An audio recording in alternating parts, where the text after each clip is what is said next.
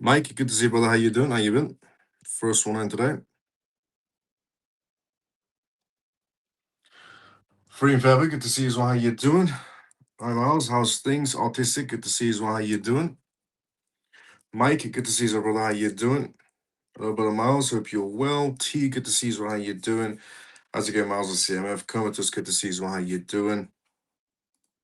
I'm doing good.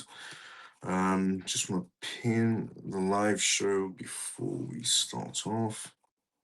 Evening, Miles with CMF. Jason, good to see you as well. How you doing? Good evening, Miles. How you doing? I'm doing great, Callie. Good to see you as well. Good evening, Miles. Hope you're well tonight, mate. Good to see you as well, Adi. How you doing? Evening, Miles of CMF. Joe, good to see you as well. How you doing?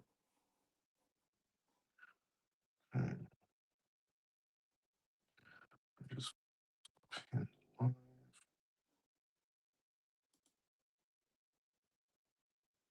pin to your profile. Okay, let's do intro, disclaimer, and what we're going to talk about on tonight's live. And by that time, everyone should be tuned in for the first part. Welcome to the CMF Live. If you're watching this for the first time ever, the CMF stands for Crypto Mouse Family. My name is Miles. You can tune to this live Monday, Friday, 10 p.m. long time onwards for the most recent news regarding cryptocurrency, CBDCs, AI, politics, and regulations. Pretty much all the information you should know about regarding the world completely transforming into a digital space. The disclaimer of this live show, as always, is not financial advice, not political advice, and whatever I say is only for entertainment purposes. This is episode 434 of the CMF Live. Everybody's watching right now. Thank you so much to everybody who has straight away liked and retweeted this live show if you're watching this on X, CMF members. And thanks so much to everyone who's also liked the live show if you're watching this on YouTube. And if you haven't, CMF members, take 5 seconds or even a millisecond to just like and retweet this live on X or like it on YouTube, depending on where you're watching it from. Now, on tonight's live, we're going to be talking about what's been happening inside the market space. Again, we're going to talk about essentially the plunging situation inside the market space and where the correlation is coming from. We're going to talk about Jeffrey Epstein's situation again because some news has came out of CoinDesk regarding what we were talking about essentially on yesterday's live regarding the email situation with Coinbase. We're also going to be talking about tonight's live regarding the matters of essentially Michael Burry. Michael Burry has came out with a perspective. He's the same man that predicted the 2008 situation that essentially collapsed the entire banking sector due to the real estate sector. We're also going to go through news on tonight's live regarding Europe and tokenization. We're going to go through some other news on tonight's live regarding Wall Street giant, essentially footsteps inside of the crypto space, and obviously Ripple news to cover on tonight's live as well. Before we talk about any of that, the first one being essentially what's happening right now, again, inside the market space. Let's go inside the comment section first, and then we go straight into the first news. Once again, honestly, thank you so much to everybody who has liked and retweeted this live show, and especially a special thank you to everybody who's put a comment outside live as well. So let's see where we're at inside the comment section. We were here. Okay, we're here. Good evening, Miles. It's CMF. Pleasure to see you all again. Someone good to see you. How you doing? Joe, good to see you. How you doing? Keep buying bits of these dips. Hope it will work out soon. Team, let's go. Hello, CMF. Let's go, Mike. Do you think Ripple will win the tokenization war against ETH? Yes, I do. Especially with this whole Epstein situation, regarding the documents that were released regarding how much Ripple was stifled by Epstein and the people around Epstein. It just does show the world that, Ripple is and still is, essentially, Ripple was and still is building something incredible for the digital space, for the financial sector. And that Epstein was against Ripple and Stellar, which makes you, if you were an XRP hater, it should make you love XRP now because, on the other side of the spectrum is Jeffrey Epstein. On the other side of the spectrum is Ripple and essentially Stellar. So I do think that it's going to be winning this war of tokenization, especially due to the documentations that were released, even if it is against Ethereum. Keep buying. Let's go. Miles, why so much dip of crypto, so much down? We're going to talk about that at the beginning of the live show. Let's go for Crystal Ball. Heat it up. Let's go, Mike. Good evening, Miles and family. Ian, good to see you. How you doing? How you been? Morning, Miles of CMF. Shelly, good to see you. How you doing? Morning, how you been? Miles, is 30K good amount from XRP to hold? 30,000 XRP is an incredible amount to hold. Hi, Miles of CMF. Good to see you, Keith. How you doing? Good evening, Miles and CMF. Bull XRP, good to see you. How you doing? Bull XRP, you left a comment outside on the live regarding when is essentially Jerome Powell going to be removed and when is his replacement going to be happening. So to answer that question, Bull XRP, Jerome Powell should be removed around May, and around that time, or a little bit over that time, is when essentially the new Fed chairman will be voted in. They say there are a million documents in Epstein files. Yeah, there's a tremendous amount of documents and emails and pictures and videos.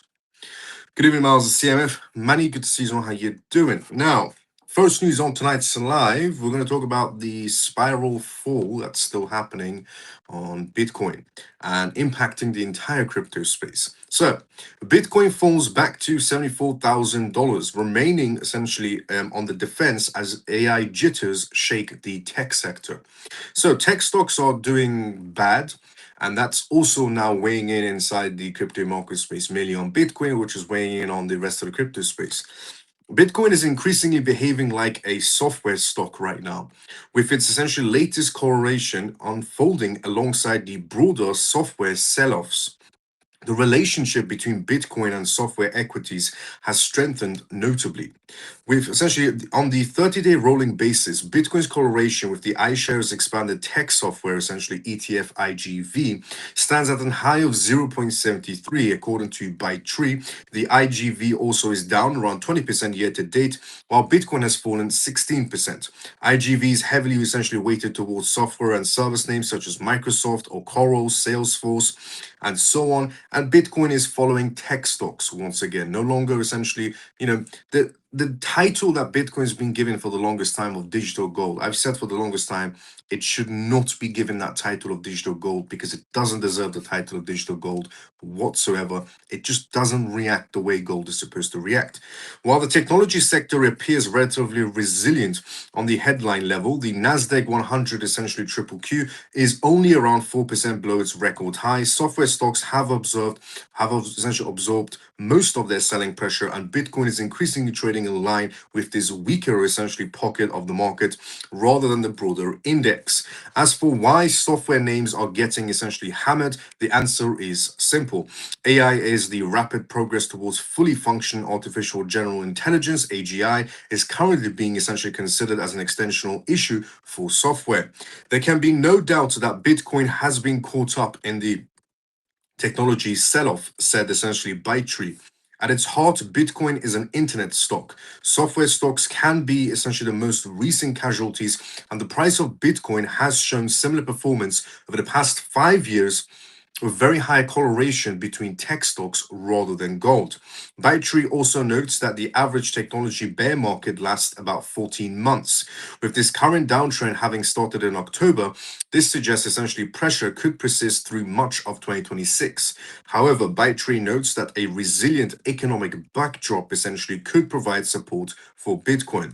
The ISM essentially services PMI for January also came out as on, held steady at 53.8, matching essentially December's revised reading and beating expectations by a hair, pointing to essentially continued expansion in the service sector.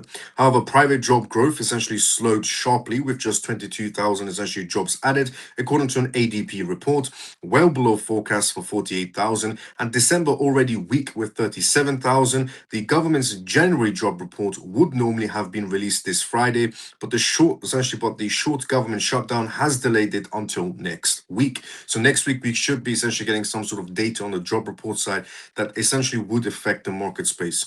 Manufacturing has essentially lost jobs every month since March 2024 Main Street recession, but this month professional and business services and large employers joined the weakness, said essentially Leaker Capital CIO Quinn Thompson, who believes essentially markets are underestimating the amount of the Fed and that may be coming in 2026. Look, we're still in first quarter of 2026 and it's not looking good as it should be, but there is a lot of things happening in the first quarter. quarter. And a lot of things that essentially were mentioned back in 2025, in quarter four of 2025, of what's to come in 2026. And some of those things are playing out, and some of those things are very suspicious. And what I mean by that is the suspicious part about 2026 is beginning quarter one, is the ending of quarter four, 2025, which was mentioned that essentially we're going to be moving away from retail to institutional clients. And then 2026 comes around first quarter, market starts dumping on a, essentially on a crazy level, market starts dumping, which is an indication of, we're opening up space of moving away from retail money to institutional sector, to the essentially high net worth clients, essentially money instead. It's a bit ironic, I would have to say, on that matter of why the markets are dumping, but we also have other pressures inside the market space as well. There's profit taking happening right now. There's exchanges still dumping inside the market space. There's particular members that working essentially in crypto exchanges. I'm not going to be mentioning the crypto exchanges that are tweeting out that they're dumping on certain projects or shorting certain projects, which I think is completely absurd. If you work for a crypto exchange company and you have an X account and you're coming out blatantly telling people you're shorting certain assets, that is just stupid. If you're a member of the public and you're a retail member or so on, or you're CEO, CIO, whoever you may be, but you have no correlation to a crypto exchange and you're tweeting out, I'm shorting this, I'm longing this, that's perfectly fine. But if you work for a crypto exchange and you're mentioning certain projects you're going to be shorting, that is completely stupid to do, in my own opinion. But that is essentially what's happening. There's other things, factors that are playing in as well. There's going to be a war apparently with Iran and the United States. There were going to be conversations and talks held on Friday, but it seems like that is now cancelled and that Trump is not backing down, neither is Iran, and a war scenario is back on the table between these two nations. Also, the newly essentially unsealed DOJ files that were leaked essentially by the Jeffrey Epstein situation. So CoinDesk essentially today did a report, something that the X community was talking about for a while since the files came out, which is the link between the crypto space and Jeffrey Epstein.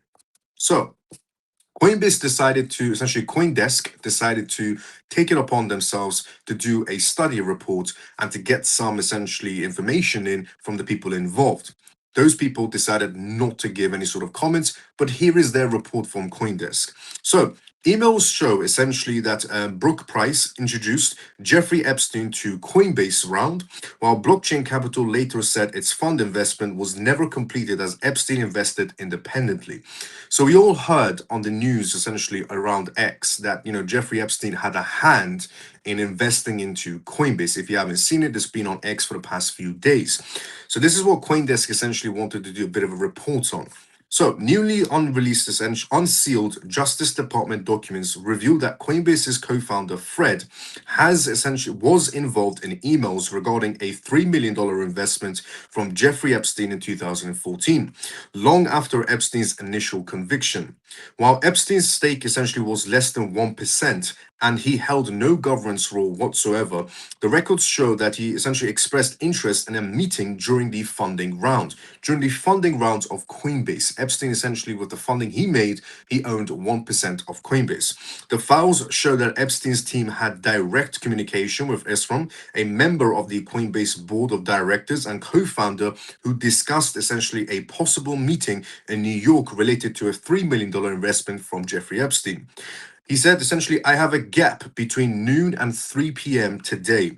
But again, not crucial for me, but would be nice to meet him if convenient. It is important for him.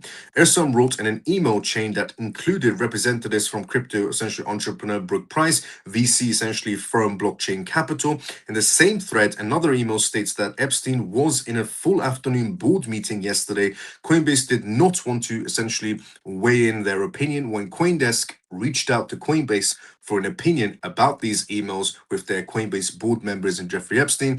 Coinbase decided not to give any sort of comments. In an email dated December 2nd, 2014, Pierce, the child actor turned entrepreneur who later co-founded Block.one, which in turn launched CoinDesk, parent Bullish Global essentially in 2021, contacted Epstein with an opportunity to invest into Coinbase's Series C fundraising round. Pierce, essentially, who also co founded Tether and reportedly had a lengthy relationship with Epstein, wrote on another due diligence call with the co founder. First close essentially happened today. Round should be fully committed by Wednesday. $12 million, 20% of the round can be taken. This is the most platinum plated deal in the space. So, Tether also essentially having a hand with Jeffrey Epstein's money. That same day, Epstein sought advice with LinkedIn co founder Reid Hoffman on whether to participate in the round. Hoffman also replied that he did not have a deep insight into Coinbase and advised against participating in writing. I probably wouldn't play. But Epstein essentially ended up Epstein ended up investing in the company separately from Blockchain Capital. Emails from Blockchain Capital's co-founder W. Bradford Stephens, dates December 3rd, 2014, state that Blockchain essentially Capital intended to invest approximately $3.25 million in Coinbase and spread across 3 affiliate entities. Within the same email chain, Epstein's longtime associates Darren identified the investing essentially entity as an IGO company LLC, which is essentially USVI Limited Liability Company. A valuation report dated December 31st, 2014, included in the DOJ release list essentially a transaction described as purchase of Coinbase via an IGO LLC for $3 million, and list Coinbase as an investment held through IGO LLC in that amount. As more businesses and individuals named in the Epstein documents have sought to distance themselves from him, legal and reputational essentially risk has become a key concern. In 2023, JP Morgan Chase and Deutsche Bank paid a combined $365 million to settle a lawsuit brought by Epstein's victims, who alleged the banks enabled his sex operations by providing financial services. Are we surprised that JP Morgan is involved in some sort of essentially, sex operations with Jeffrey Epstein? And JP Morgan was the one that paid out the victims of Jeffrey Epstein? Not really. Nobody's surprised about that. Against essentially the backdrop, Blockchain Capital, which is widely referenced in the documents, said the original fund investment was never completed.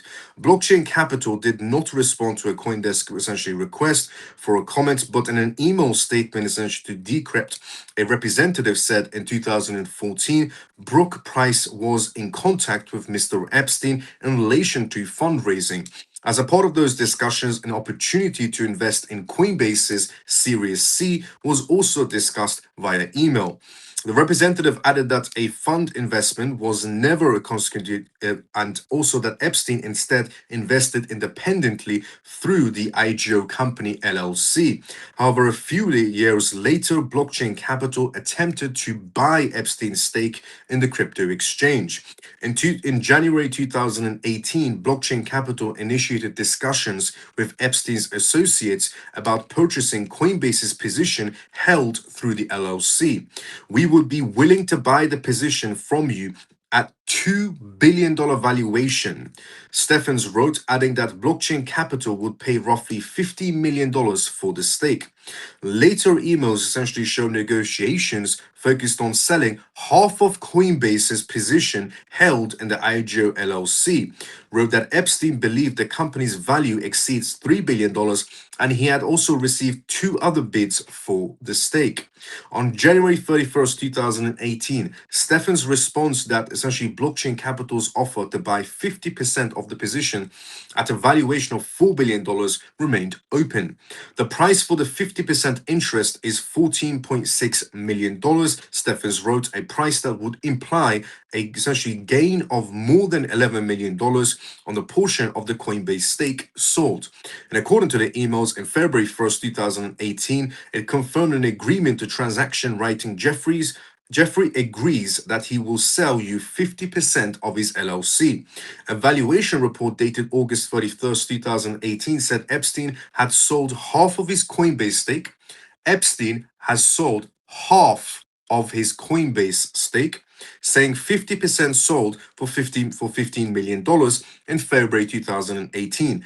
Epstein was arrested on the federal essentially sex trafficking charges on July 6, 2019, and was held at the Metropolitan Essential Correctional Center in New York City, where he essentially allegedly committed you know what.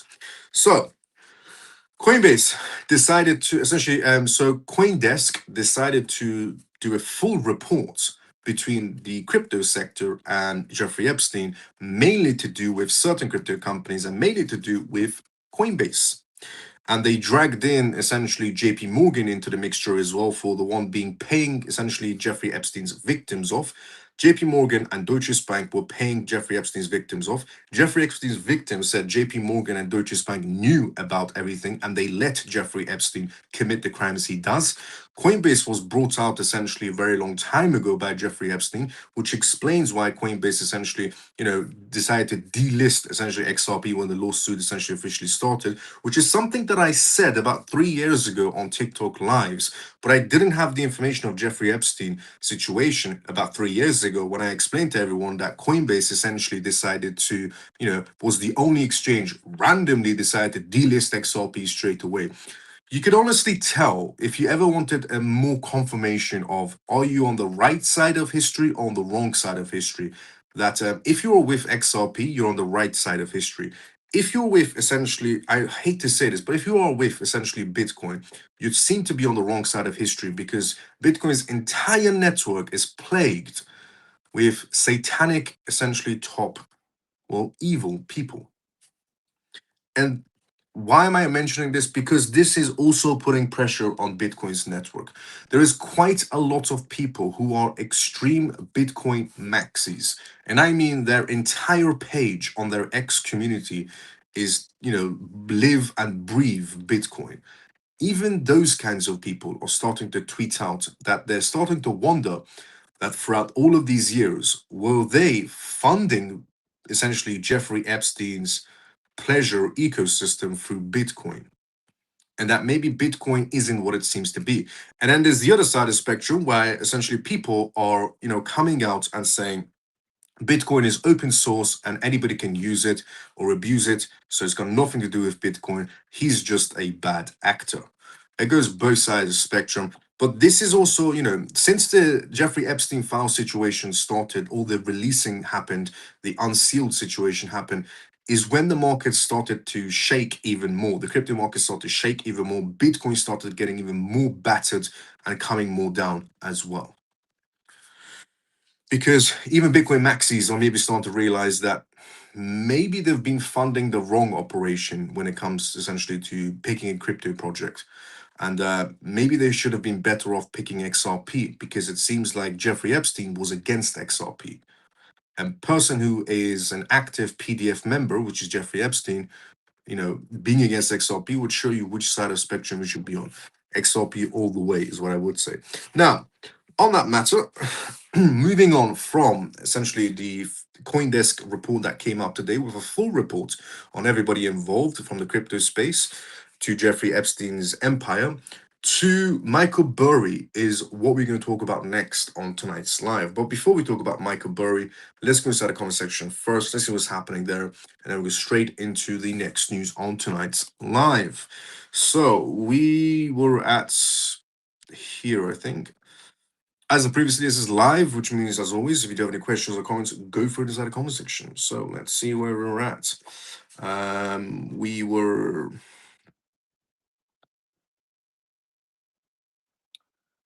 here, I think, 6 million. There we go. Thank you for clarifying. I appreciate that. No problem regarding when is Jerome Paul leaving.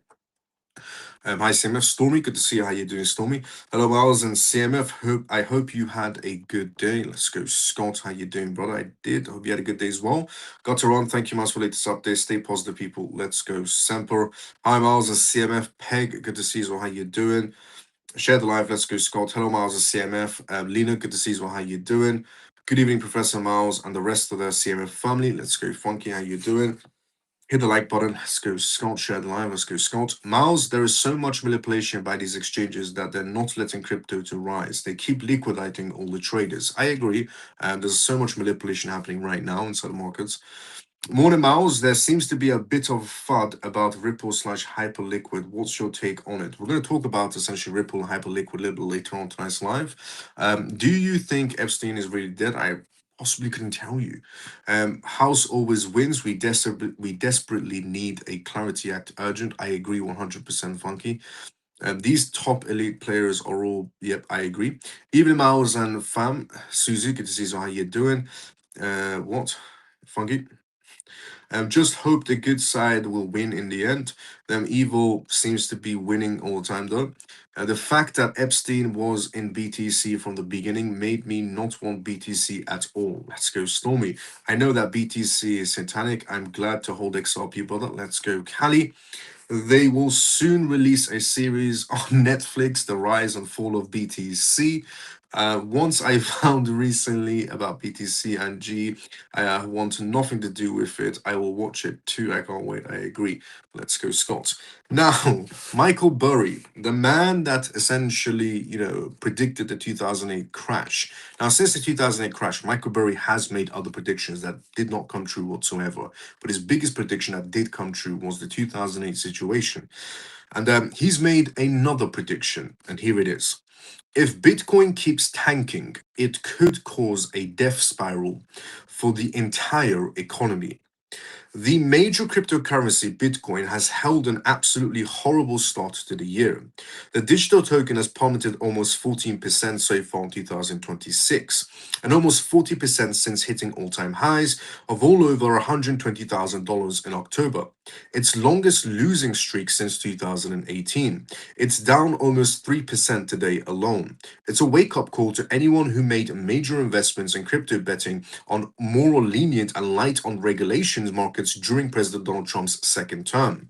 The White House established its own streak Bitcoin reserve, a stockpile made up of Bitcoin holdings, mainly from seized assets, and Trump has enriched himself enormously with a series of crypto related business moves. To Michael Burry, the man essentially who famously shorted the US housing market before its collapse in 2008, it could be a sign of an impending disaster. In a Substack post this week, Michael Burry warned that further losses for Bitcoin could put a major strain on the balance sheets of investors that overextended essentially on Bitcoin, essentially leading to further sell-offs and a death spiral that could be difficult to recover from. Michael Burry coming out on his post and suggesting that any company that decided to go all in on Bitcoin, which is about roughly 150 public companies decided to create some sort of a Bitcoin stockpile.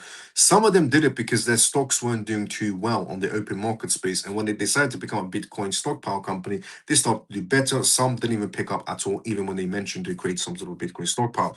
But I did say a long time ago when companies were coming out one by one like a domino effect and creating only a Bitcoin stockpile that I said it might be a very stupid idea to do that, to be fairly honest. And I said it's always better to diversify your portfolios. And I did say also that people inside the crypto community back then that were mentioning that the United States should sell its gold stockpile and buy Bitcoin and back the country by Bitcoin. I said that is also a stupid idea when that idea was first introduced by the Bitcoin maxis. And I said because when the day comes that we do find out who is Bitcoin's founder or what essentially the essence of the beginnings of Bitcoins was, that it would play out like essentially a thunderstorm, you could pretty much say, which is exactly what's playing out with the Epstein situation.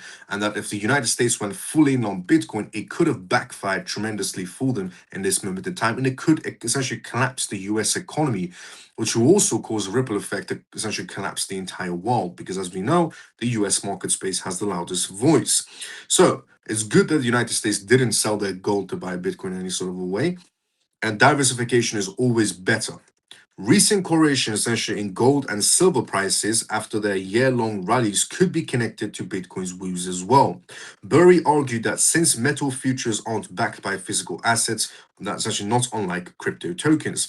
Sickening scenarios have now come within reach. Burry wrote, essentially threatening that another 10% drop in Bitcoin could prove disastrous for the world's largest crypto treasury, Strategy Inc. This will definitely push essentially MicroStrategy into a death spiral if that does happen. Now, MicroStrategy did say that, even if the price of Bitcoin drops, they're still standing strong and nothing's going to harm them. Interestingly, Q4 of 2025, there were discussions about how JP Morgan wants to topple MicroStrategy for the amount of Bitcoin that they hold, and they've been pressuring MicroStrategy to diversify, to sell, to do something, and that essentially MicroStrategy isn't showing signs of that and hasn't still shown signs of that whatsoever. And now MicroStrategy is feeling the essentially the pressure, you could say. So, pushing some who are mining the token closer to bankruptcy as well. Michael Burry's warning comes in turmoil times on Wall Street. The US dollar reached a 4-year low earlier this year as investors look abroad for safer bets. The Trump administration's shaky monetary policies has made foreign investments, particularly in Europe, far more tempting, essentially is what's been suggested. All of that uncertainty has caused the value of gold to make major leaps, hitting all-time new highs over $5,500 per an ounce last week. Cryptocurrencies, meanwhile, are quickly losing their appeal, dropping below $73,000 last week. There is no organic use case reason for Bitcoin to slow or stop its descent, Burry wrote in a Substack post. Look, I agree 100%. And this is why, essentially, we need to move away from Bitcoin. Honestly, the entire crypto space has to come to some sort of a compromise and just realize for a second that certain crypto projects have tremendous potential inside the essentially to change how we do things in this world when it comes to tokenizations, when it comes to finance, in terms of international payments, remittance payments, when it comes to Web3, when it comes to AI. There are certain crypto projects that could change the world that we live in forever. And unfortunately, as I said for the longest time, Bitcoin isn't one of them. Even Michael Burry is coming out now and saying, you know what, I don't really see any sort of value in Bitcoin going forward because it doesn't bring anything towards the table. And this is why I say people should start, for the longest time I've been saying this, should start shifting over to XRP because it has real centric value. It's essentially the company behind essentially XRP Ledger, even though XRP Ledger is known as decentralized, the company behind it has been pushing and shoving its way into the financial sector. Every time it's been essentially kicked out of the room, every time Ripple has been kicked out of the room, it kicks that door back in and acquires $1 billion company, or acquires a new license internationally, or acquires essentially a new banking license just to compete in every single sector inside the financial sector. It's just 10 times better than what Bitcoin could possibly achieve itself. The only thing people are clinging on to Bitcoin is its token supply, which has been once manipulated. In case of the nosediving cryptocurrencies were to drop below $70,000, Burry warned that the financial industry could incur heavy losses. Below $50,000 regarding Bitcoin, and miners could be forced to close up shop, accompanied by a catastrophic sell-off for precious metals like gold.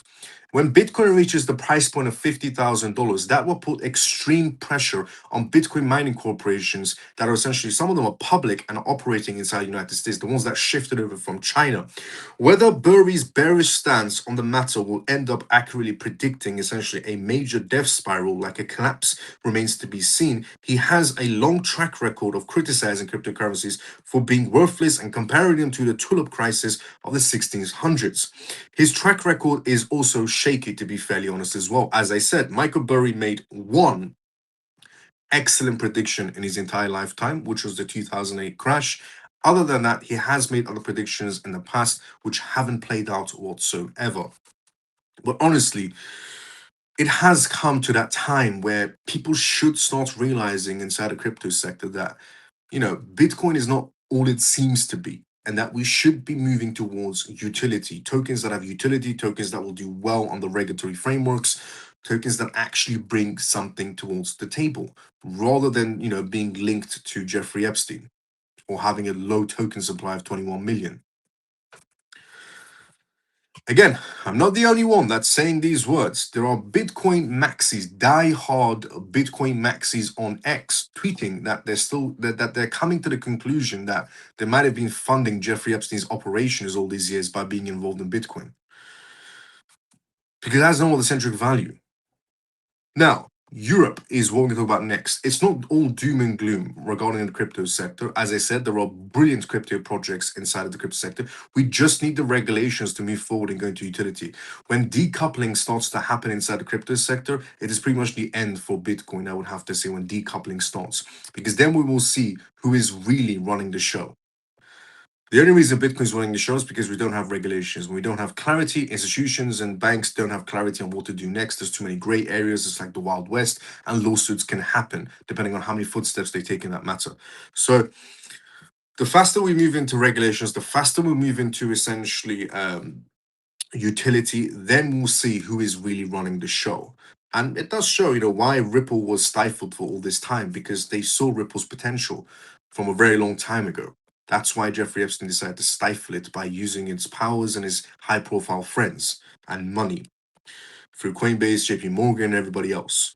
Now, essentially, what we're going to talk about next is Europe. So moving away essentially from this to Europe. But before we talk about Europe, and it's not, as I said, not all doom and gloom, let's go inside the comment section first. Is BTC once I found out recently, okay, here we go. Is BTC tanking because mostly of all the are crashing out say they can run? It's a possibility. What Stormy has said, I can't say certain words she said. Is BTC tanking because mostly of all the PDFs that are cashing out so they can run? It's anything's on the table at this moment in time, but there are a lot of things on the table as well, as regarding the geopolitical tensions, the war scenarios, tech stocks getting essentially impacted the worst, the Fed being replaced, so much uncertainty on that matter as well. The Jeffrey Epstein situation with Bitcoin's link. There's so much on the table that's just keep on putting pressure on the market space, especially a market space that's 24/7. Unbelievable how much crypto is done worse than the bear market. Epstein is Bitcoin's founder. He is Satoshi. Now I can see how XRP will be number one cryptocurrency in the world than BTC and ETH. Let's go, Funky. Hit the like button. Scott, let's go share the questions for Miles. Let's go share the link to our family reunion. Let's go, Scott. BTC is slowly losing the momentum. XRP, XLM, XDC, H1, let's go. Hey there, Miles. You look healthy, brother. Thank you so much, Ian. Thank you so much, Ian Jar. I agree. Me too. Interesting. Move your crypto to XRP. Miles, BTC, because of its mentioning in the Epstein files, has begun to develop a negative reputation. It is true. Honestly, the day the Epstein file situation happened, the new files that were released, and the link between Epstein and Bitcoin, that's the day Bitcoin started spiraling even more. Everybody starts, not everybody, but a lot of people started jumping out. And they're calling it profit taking.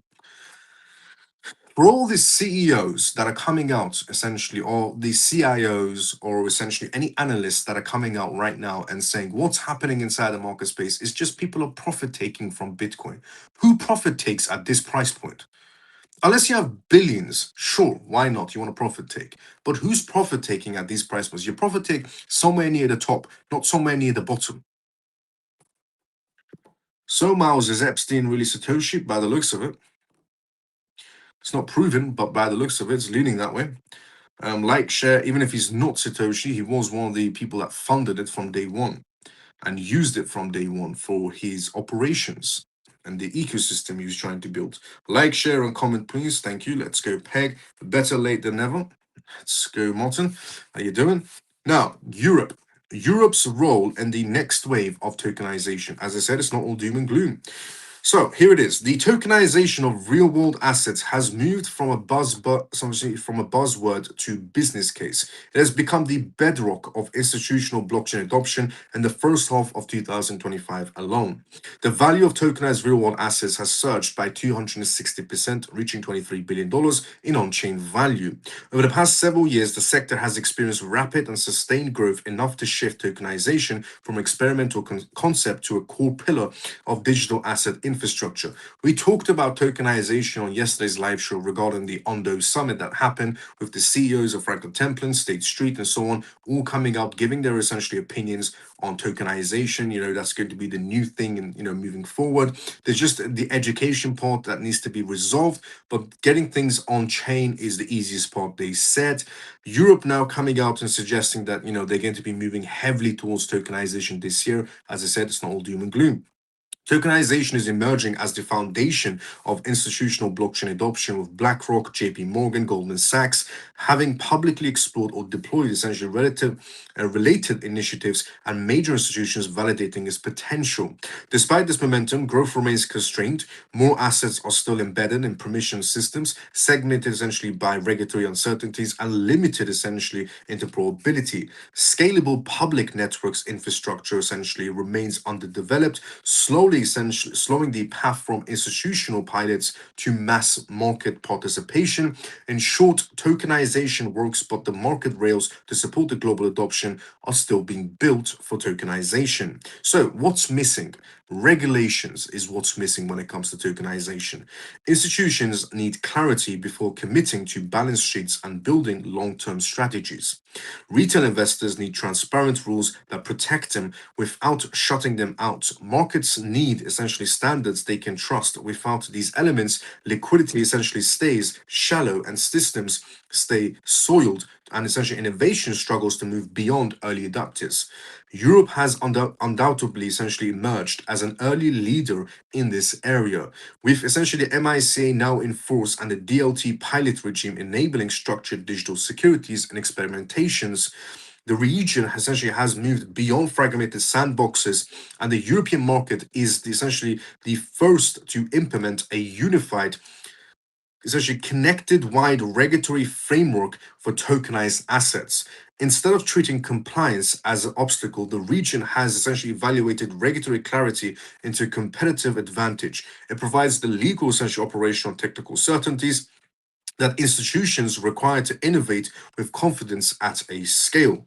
The commitments, essentially, the continent's regulatory first approach is already generating tangible essentially momentum under the MICA and Europe's DLT pilot regime. Also, banks have begun essentially issuing tokenized bonds on regulated infrastructure, with European issuance exceeding 1.5 billion euros in 2024 alone. Asset managers are testing on-chain fund structures designed for retail distributions, while fintechs are also integrating digital essentially assets and rails directly into licensed platforms. Together, these developments mark a shift from pilot programs to live deployments, reducing one of the industry's long-standing bottlenecks, the ability to build compliant infrastructure from day one. The next frontier of tokenization will hinge on interoperability and shared standards, areas where Europe's regulatory clarity could gain set the pace as more institutions bring tokenized products to market, fragmented liquidity pools, and prioritize essentially framework risks, recreating the souls of traditional finance in digital form. So Europe looks like it's going headfirst essentially into tokenization. While everybody else is on shaky grounds inside the crypto space, Europe is talking about tokenization, how they want to move forward more into that field, which I think is a brilliant idea, to be fairly honest, because there is a bigger picture in crypto, which is utility. And one of the utility parts is tokenization. Now, moving on from Europe to Wall Street. If you have heard already, and if you haven't heard, I'm about to share it with you.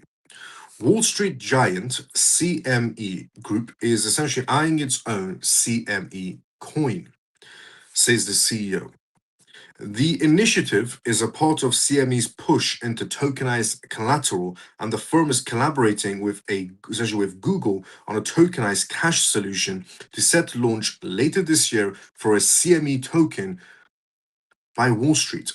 And as suggested, essentially, derivatives giant is exploring launching its own cryptocurrency. In response to a question from Morgan Stanley's Michael essentially Cyrus, during essentially the company's latest earnings call, initiatives with our own coin that we could potentially put on a decentralized network. The comment was brief and came in response to a question about the role of tokenized collateral. In response, Duffy first noted that the world's largest derivatives exchange is carefully reviewing different forms of margin. So if you were to give me a token from a systematically important financial institution, I would probably be more comfortable than maybe a third or fourth tier bank trying to issue a token for margin, Duffy said. Not only are we looking at tokenized cash, we're also looking at different initiatives with our own coin.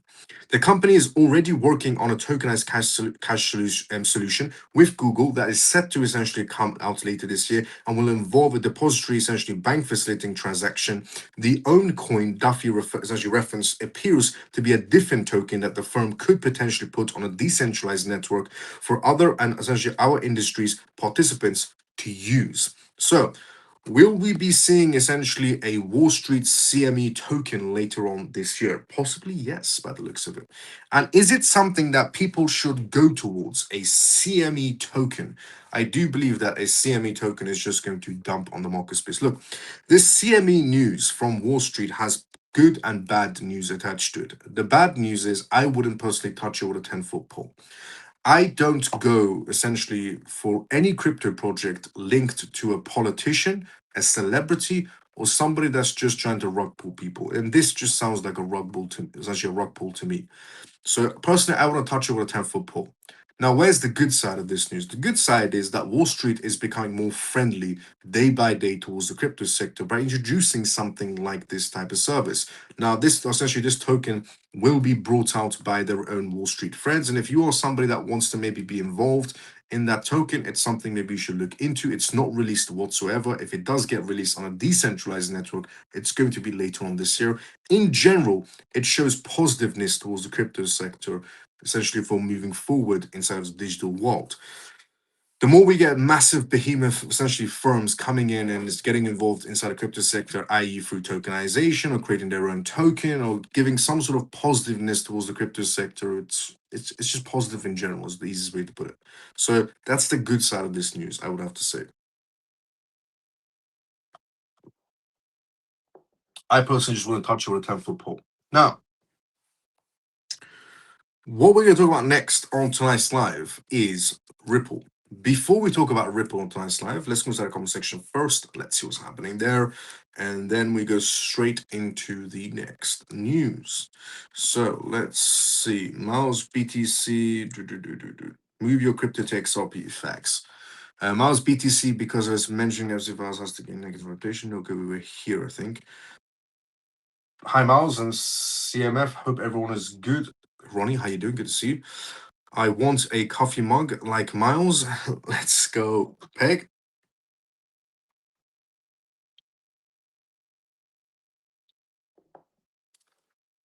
Miles, wasn't UAE were the first country to implement a test tokenization?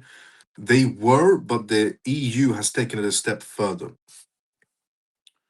Um, is this the low now, or is the market going to keep going down? I don't think I can afford more and more lows. The lowest the market could essentially go down, is what's been suggested, is around $50,000 Bitcoin. $50,000 Bitcoin is what's been suggested for the markets to go down to. That will put pressure on altcoins. But again, it's just if we could get a Clarity Act out of the way, if we could get the institutions, on the table regarding the Clarity Act passes, utility starts happening, then we're all good to go. Not overnight, but we're all good to go. But because we don't have those regulations in place, we're just getting essentially hammered by Bitcoin. The lowest Bitcoin could go down to is what's been suggested right now is around 50,000. It's been suggested by many analysts out there that essentially 50,000 is the bottom for Bitcoin, and then a bounce back is going to be happening straight after. And it isn't going to be, a long situation. It could be a very short term play. 50,000 hits, a bounce back will be happening straight away. Now, Ripple, and we're not that far off. That's if it touches 50,000. If it doesn't, that's just one outcome. As I've said, in a 24/7 market space that's very active all the time, considering one outcome would be ludicrous. You would have to always consider multiple outcomes so you're not surprised about what happens. One outcome is 50,000, and the other outcome is where we're sitting at right now, somewhere essentially where we're sitting at right now, and a bounce would be happening. Another outcome is that we get the Clarity Act out of the way. We can slowly start shifting into utility, which will put the market on the upside. Another outcome is that the war between the US and Iran will push the Iranian government decision into moving their funds on chain, which will boost the crypto market space once again. There's a few factors on the table still. Now, Ripple Prime. Ripple's prime brokerage essentially platform adds support for decentralized exchange Hyperliquid, which was one of the questions that was asked inside the comment section. And I said we're going to get that essentially into that a little bit later on tonight's live, which is now. So this integration allows cross-managed essentially margining of decentralized finance derivatives alongside traditional assets, enhancing centralized risk management. Ripple has announced that its institutional prime brokerage platform, Ripple Prime, now supports the decentralized derivatives trading protocol Hyperliquid. The integration gives Ripple Prime clients access to Hyperliquid's on-chain essentially features liquidity, and while keeping margin and risk also managed inside of Ripple Prime. The company essentially said clients will be able to cross-margin decentralized finance derivatives exposures alongside position essentially in other markets and platform supports. Ripple Prime also currently supports traditional assets that include FX, fixed income, over-the-counter sweeps, and more. The platform acts as a single point of access for institutions managing multi-asset portfolios, offering centralized risk management and essentially capital efficiencies. Ripple said the integration builds ongoing interoperability inside the space. Earlier this year, Flare, a blockchain focused on interoperability, launched the first XRP spot market on Hyperliquid, which is the listing of essentially the listing of FXRP. Ripple's announcement focuses on derivatives access through Ripple Prime rather than retail spot trading. Hyperliquid has drawn attention over its rapid growth to become the largest petroleum contract decentralized exchange out there. As of mid-January, it has surpassed $5 billion in open interest and $200 billion in monthly trading volume as well, outpacing several rival exchanges in recent surge and tokenized commodities trades, including silver futures, has also attracted interest in the space and helped its hype token outperform during the ongoing essentially sell-offs. The market is also eyeing prediction markets as well. Ripple launched its Prime platform in late 2025 following its $1.25 billion acquisition of Prime brokerage from Hidden Road. So, Ripple and Hyperliquid coming together. Is that a bad thing, essentially, or a good thing? I think it's personally a good thing. The more essentially Ripple has its hands in every essentially derivatives market space, the better it is, especially if they're doing it through Prime, Ripple Prime brokerage. It adds that institutional factor to it. Hyperliquid has grown at, honestly, at an incredible rapid pace, essentially, you could possibly say. So I think it's a brilliant idea. The more Ripple gets involved in derivative market spaces, the better it is, especially if they do it through the angle of institutional sector. Now, also on the topic of Ripple and XRP, something happened very essentially very positive on the XRP ledger that everybody should know about. Before I talk about that, let's go to the conversation. This was happening there, and it was straight into the XRP incredible news, I would have to say, for the institutional sector. So let's see where we were at. We were at here. Why is the Clarity Act so important, whereas other countries are using XRP and Ripple? Because the US is the biggest market space on the planet. The US market space sets the tone for what happens around the world.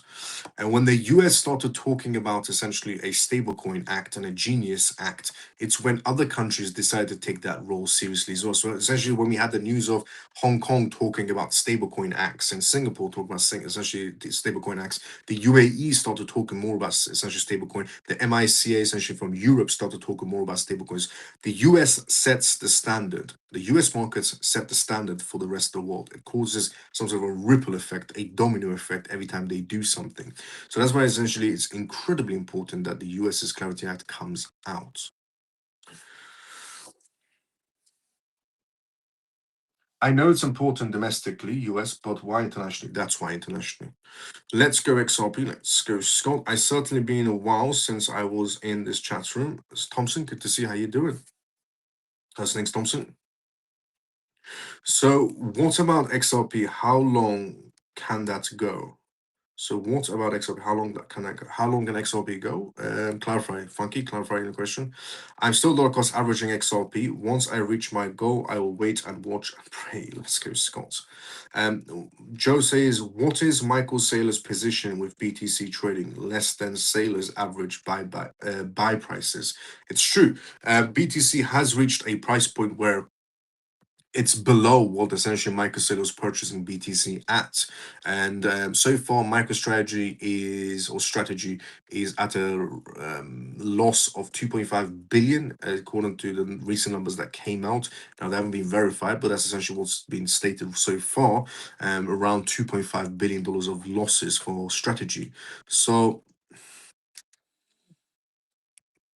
it's not going well for MicroStrategy. It's not going well for Michael Saylor, to possibly best put it possibly.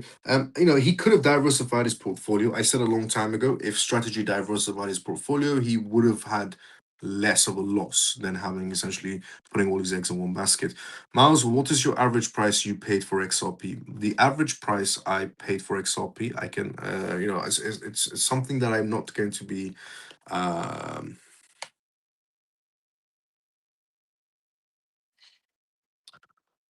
It was around 6 pence. I can either confirm or deny that. It was around 6 pence, 6 cents, in other words.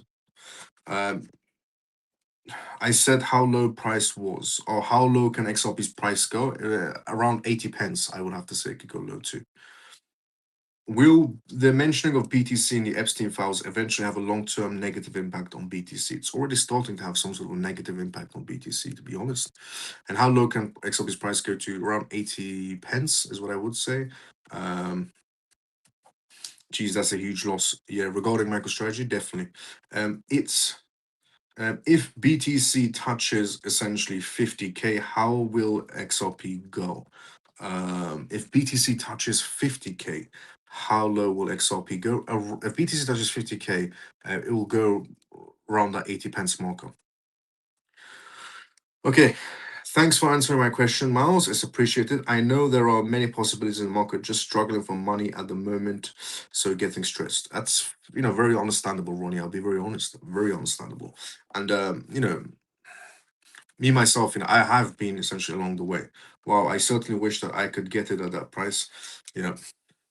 Now, permissioned domain just got activated on the XRP ledger is what we're going to talk about next. So permissioned essentially domain just got activated on the XRP ledger, and here is essentially what that means. This is incredible news that's just come out of the XRP ledger.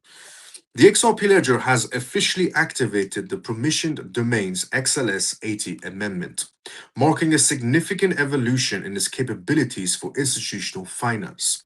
This update introduces sophisticated on-chain access control, essentially mechanical mechanisms that allows entities to create domains-controlled environments where participants is restricted to users holding specific verified credentials.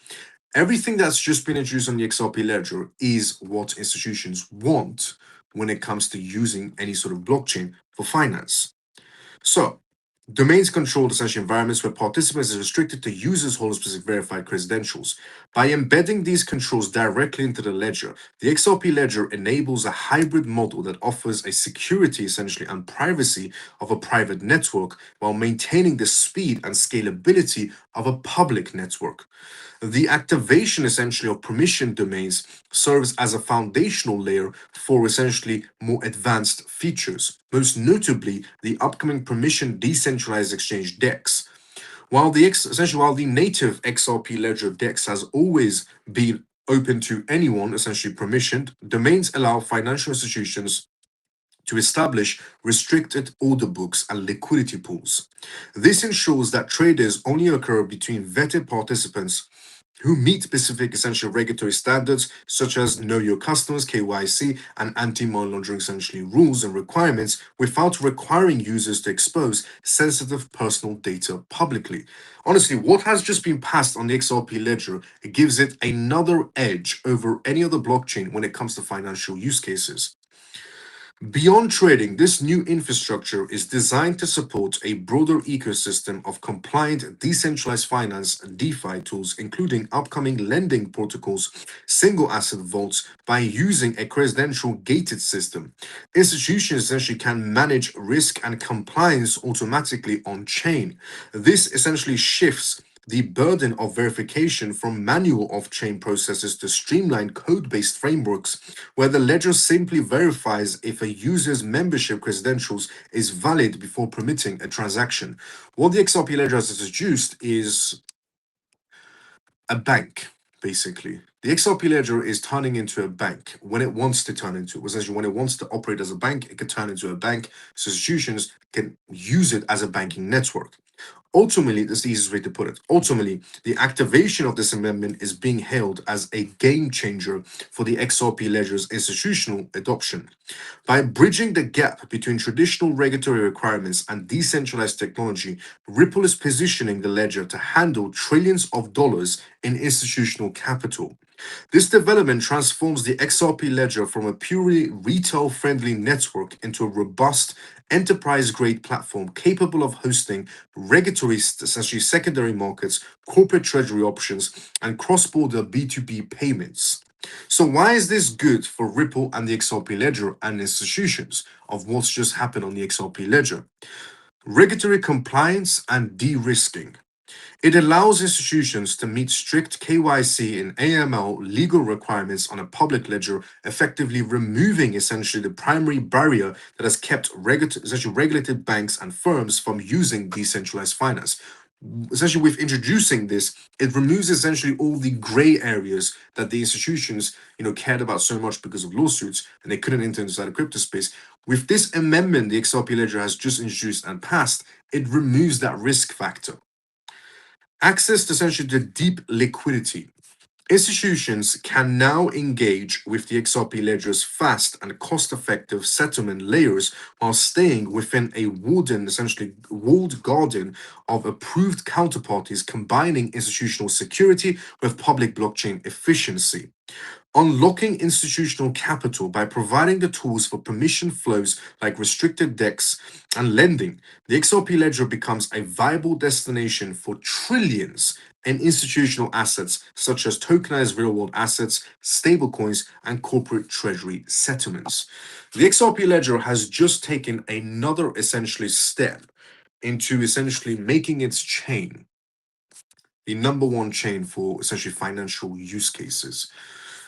Honestly, with everything that's going on inside the market space right now, with everything that's going on inside the market space, with the geopolitical tensions, with the Epstein situation, with essentially the tech stock companies doing tremendously bad, which is weighing in on that, with even news coming out of China that they're getting very close to creating synthetic gold and silver, which could plunge the gold and silver market space as well. With everything that's going on, I still see the light at the end of the tunnel with the XRP ledger. There's a few things we have to factor in with all the negativity inside the market space right now. Look at the other side of the spectrum where we still have a tremendous amount of institutions in play. We have a tremendous amount of institutions still spending billions of dollars or millions of dollars developing.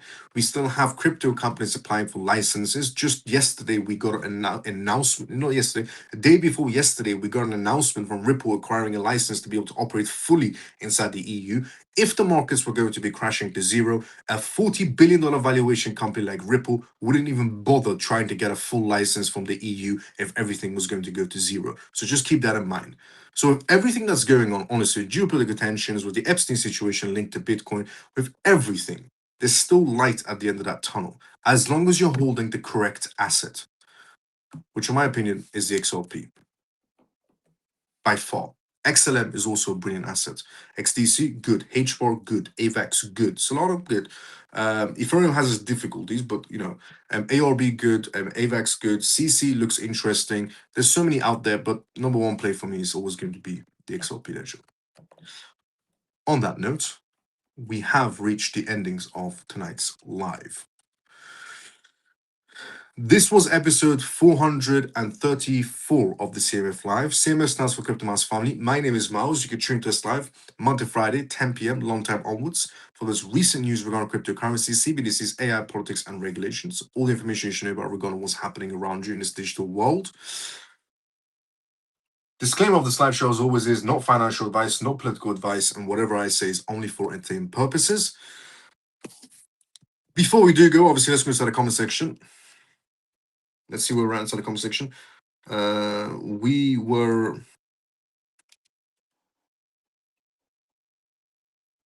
here. Miles, was ICO compliance was all BS then? We were all told by influencers that will push the price of these tokens to the moon. Yes, kind of. Regarding the whole ISO speech, influencers were telling people, I said, the ISO isn't going to be the push you're looking for. And for the longest time, I've just been saying that the Clarity Act, regulations is the push we're looking for. I said for the longest time, strong foundation is what we need. We don't need good news and all that. Sure, we love good news. We love the idea of good news inside the crypto space. We love the idea of contracts and institutions and announcements that are all positive. Yes, everybody loves that. But those are miniature pushes inside the market space that could back then, which can also then tumble back down again. What we need is a strong foundation. A strong foundation is built on regulatory footgrounds, not on essentially hype news or something that might go down. Regulatory essentially foothold is what we need. But yeah, Funky brother, you were lied to those influencers. But don't worry, there's still light at the end of that tunnel. As I said, $1 billion corporation, a $40 billion corporation like Ripple doesn't apply for essentially a license in the EU to get a full license to operate if there's going to be zero at the end of that tunnel. They wouldn't even bother applying for a full license in the EU 2 days ago to get an approval. XRP is a new Bitcoin. Facts. However, it is not going to be big compared to both XLM and XRP. Facts. XLM is the new Ethereum. Let's go. Oh no, words of wisdom. Thanks, Miles. Have a great night and see you tomorrow, same time. Let's go, Autistic. See you tomorrow, same time as usual. Thank you, Miles. Let's go, Mike. See you tomorrow, but at the same time as usual. Take care, Miles and CMF. Ray, see you tomorrow, but at the same time as usual. Great life, Miles. Thanks, brother. Let's go, Comatose. See you tomorrow, same time as usual. Great job again tonight, Miles. Let's go, Scott. See you tomorrow at the same time as usual. Good night, Miles. Thanks for all the great news and facts. See you tomorrow. Let's go free and forever. See you tomorrow, same time as usual. Time is too short. Thompson was basically an hour and 5 minutes live show. I'll see you tomorrow, same time as usual. Thank you, Miles, for another great episode. Sleepy hugs to you all. Let's go, Lena. See you tomorrow, same time as usual. Thanks, Miles. Night and day, CMF. Let's go, Shelly. See you tomorrow, same time as usual. Did anyone receive notifications from Bitstamp to declare my tax details and they have blocked my accounts temporarily? Yes, it's something that's going on right now in every exchange to be said. Be careful. Good night, Miles. Bless you, Callie. Let's go see you tomorrow sometime as usual. How much longer for the Clarity Act? We're not that far off, is what I would say. Thanks, Miles, for another great informative evening. See you all tomorrow night and take care. Let's go, Addy. See you tomorrow sometime as usual. Thanks for all the news, Miles. Thank you so much, Peg. See you tomorrow sometime as usual. Good night, Miles, and thank you for another great live. See you tomorrow night. Let's go, Funky. See you tomorrow. By the way, thank you so much to everybody who has liked and retweeted this live show. CMF members, if you haven't liked or retweeted this live and you're watching this on X, drop a like, drop a retweet. If you watch this on YouTube, drop a like as well. Drop a comment outside the lives on YouTube or on X, depending on where you're watching this from. I appreciate it so much when everybody likes and retweets. Thank you, Miles. Good night, all. Stormy, see you tomorrow, same time as usual. Peg, see you tomorrow, same time as usual. Good night, Miles. Thank you for another great live. See you tomorrow night. Let's go, Funky. See you tomorrow, same time as usual. Stormy, see you tomorrow, same time as usual. Take care, everyone. Thompson, see you tomorrow, same time as usual. One day we will never hear the name Jeffrey Epstein again. Facts. Let's go, Susie, and see you tomorrow, same time as usual. Thanks again for another brilliant live stream. Let's go, Thompson. See you tomorrow, same time as usual. I'll see everybody tomorrow, same time as usual. Like, follow, retweet, subscribe if you already haven't. If you have, thank you so much. See everybody tomorrow for episode 435 of the CMF Live Show. Love you all. See you tomorrow, same time as usual. 10 p.m. London time onwards.